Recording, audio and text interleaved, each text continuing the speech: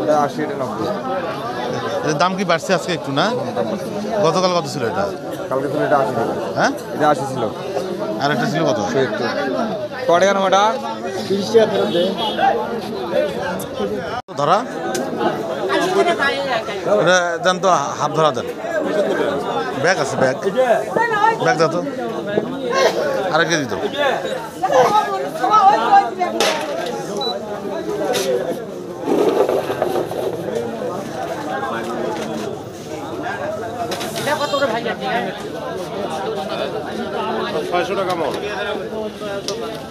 এটা আলু কি এখন সংরক্ষণ করা যাবে না? কবে নাগাদ যাবে এটা?